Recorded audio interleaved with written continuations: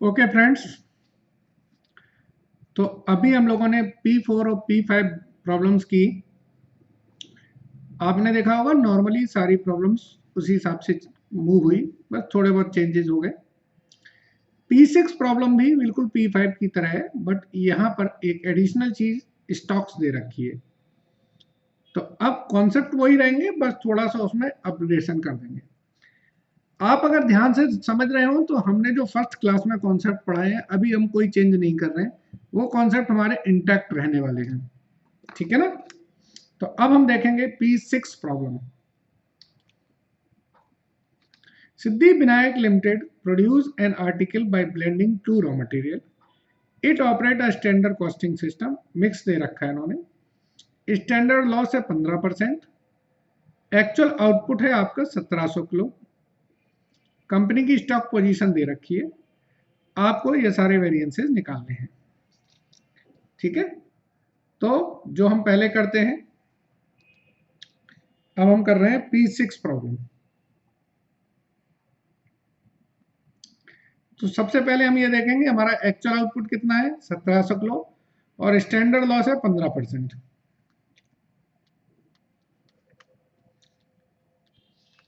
Actual output है मेरा 1700 kilo. Standard loss है 15% of total input. That is, अगर मैं स्टैंडर्ड आउटपुट की बात करूं तो ये हो गया मेरा 85% ऑफ टोटल इनपुट। सही है? चलिए, तो अब मैं क्या करूंगा, मुझे चाहिए standard quantity for actual output. मुझे 1700 किलो माल तैयार करने के लिए कितना परसेंटेज, कितना माल चाहिए, ये मेरा आ गया स्टैंडर्ड क्वांटिटी। अब ए और बी का जो मिक्स है, ए और बी का जो मिक्स है वो देख लें कितना। 40% ए लग रहा है और 60% बी लग रहा है। यानी कि स्टैंडर्ड क्वांटिटी ए की मैं बात करूं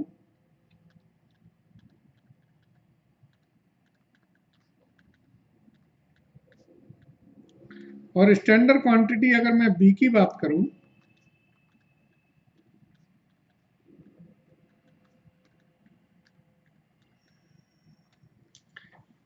ठीक है ना, ये मेरा मटेरियल लग गया। इसके बाद देखें आप, स्टैंडर्ड क्वांटिटी ए हो गई, स्टैंडर्ड क्वांटिटी बी हो गई। अब मैं बात करूंगा जो हमारे फॉर्मूलेज हैं, S Q into S P, A Q into A P, A Q into S P. Standard quantity मेरी हो गई 800, ए और बी दोनों की अलग अलग लिख लेंगे। और स्टैंडर्ड प्राइस है हमारी 4 रुपए। इसकी हो जाएगी 1200, इसकी प्राइस है 3 रुपए, ये 3200, ये 3600, 6800 हो गया। अब मुझे ए क्यू चाहिए है। इसमें चूंकि ओपनिंग स्टॉक दे रखा है तो इसके लिए मुझे एक वर्किंग नोट बनाना पड़ेगा।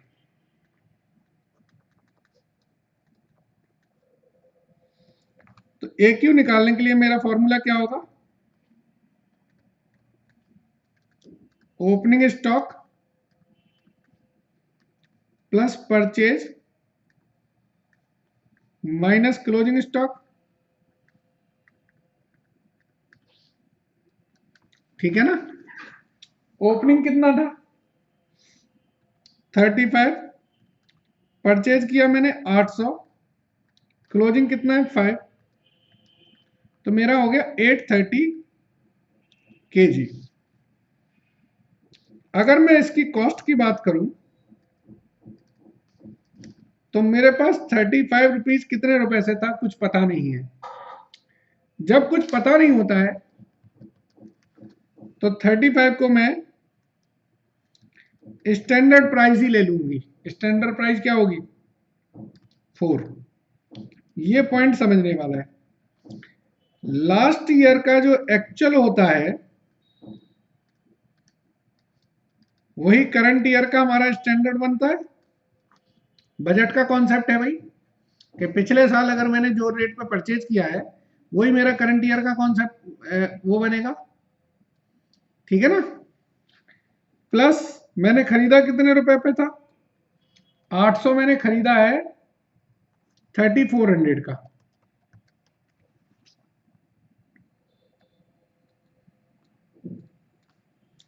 और क्लोजिंग स्टॉक मेरा क्या रहेगा 5 इंटू क्लोजिंग स्टॉक का जो रेट आएगा वो करंट परचेज से आएगा, यानी कि 3400 डिवाइडेड बाई 800, तो यह आया मेरा 4 रुपए 25 पैसे। तो यहां पर आएगा 4 रुपए 25 पैसे, ठीक है ना।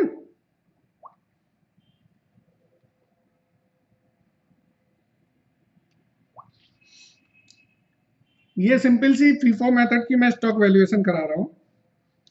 तो इसको जब प्लस माइनस कर देंगे तो इसकी वैल्यू आएगी 3518.75। ये आ गई मेरी ए क्यू इंटू ए पी, ठीक है ना। और ये मैं ए क्यू इंटू ए पी किस मेथड से निकाला मैंने, फीफो मेथड से। ऐसे ही ये मैंने ए के लिए निकाला है, ऐसे ही मैं अब ए क्यू निकालूंगा बी के लिए। ओपनिंग स्टॉक था मेरा कितना 40, परचेज किया मैंने 1200 और क्लोजिंग स्टॉक मेरा 50, यानी कि 1190 केजी। और ए क्यू इंटू ए पी करूंगा मैं बी के लिए, तो 40 रेट क्या लेगा मेरा, स्टैंडर्ड रेट था 3,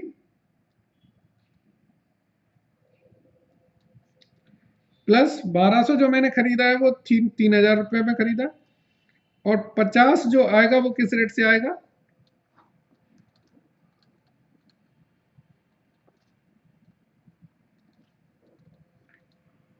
3100 रुपये का खरीदा है, 1200 किलो, 3000 रुपये में 1200 किलो खरीदा, यानी कि 2.5 रुपये पर केजी का रेट है मेरा अभी करंट परचेज। तो ये 2.5 रुपये यहां जोड़ दूंगा मैं, तो इसको मैं प्लस माइनस करके जो मेरी वैल्यू आएगी वो आएगी मेरी 2995, ठीक है। तो यहां पर मैं लिखूंगा इसे, एक्चुअल क्वांटिटी मेरी कितनी है 830 into actual price is equal to 3518.75 and 1190 into actual price is equal to 2995। इनका टोटल करेंगे तो ये आ जाएगा मेरा 6513.75। अब ए क्यू इंटू एस पी करना है, इसलिए ये एक्चुअल क्वांटिटी लिखनी जरूरी थी।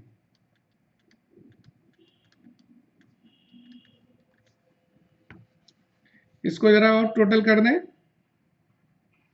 तो ये आ जाएगा 3320, 11 12 10 3 कम हो जाएगा, तो ये आ जाएगा 3570, ये हो जाएगा 6890। इसका टोटल है 2020 और इसका टोटल है 2000, ठीक है। एस सी एस एम और निकाल लें। एस सी एस एम क्या होगा 6800 डिवाइडेड बाई 2000 34।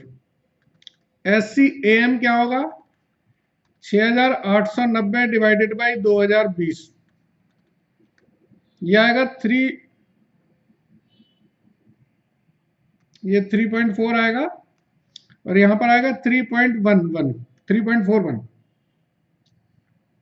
ठीक है। चलिए अब वेरिएंसेस निकालते हैं।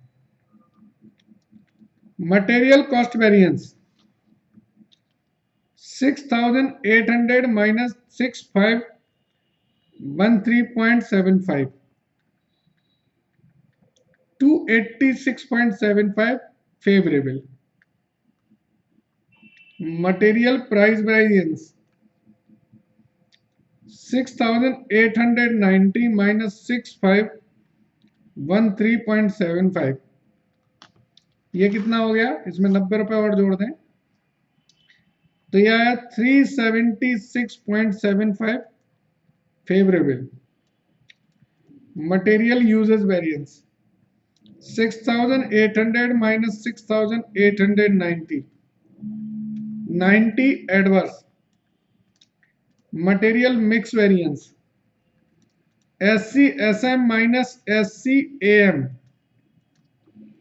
into actual quantity. ठीक है,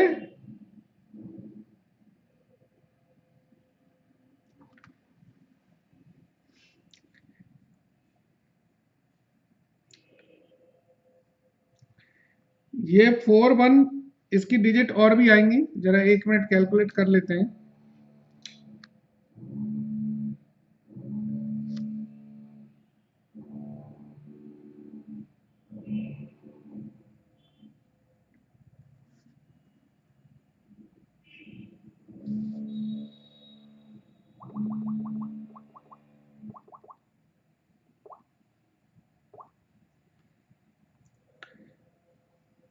$6,890 डिवाइडेड बाई करेंगे 2020 तो ये आएगा 3.410891.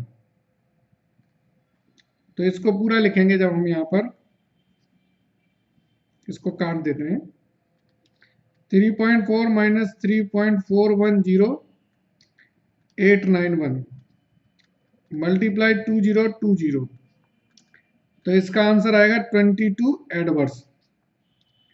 मटेरियल रिवाइज यूजर्स वेरिएंस क्या होगा?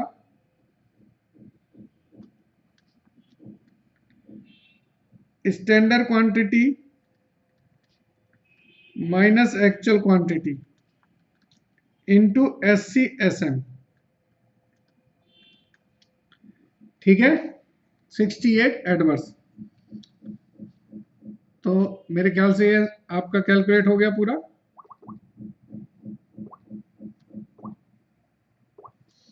देखें एक बार क्या क्या और पूछा था इन्होंने. 68 एडवर्स. यील्ड चाहें तो यील्ड भी निकाल सकते हैं. ठीक है, यील्ड निकालेंगे.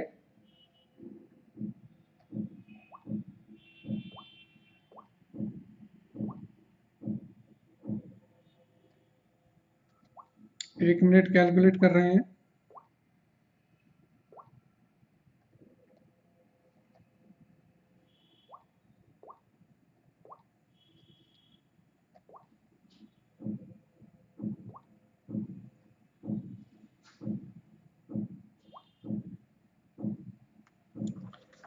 चलिए, यील्ड वेरिएंस के लिए फॉर्मूला बताया standard yield minus actual yield into standard cost per unit. अब स्टैंडर्ड यील्ड देखेंगे. Standard yield for actual quantity, तो आपकी 2020 एक्चुअल क्वांटिटी है. 15% का आपका स्टैंडर्ड लॉस है, यानी कि 1717 यूनिट तैयार होनी चाहिए थी. एक्चुअल यील्ड कितनी है आपकी? 1700. अब मुझे चाहिए स्टैंडर्ड कॉस्ट. तो स्टैंडर्ड कॉस्ट थी मेरी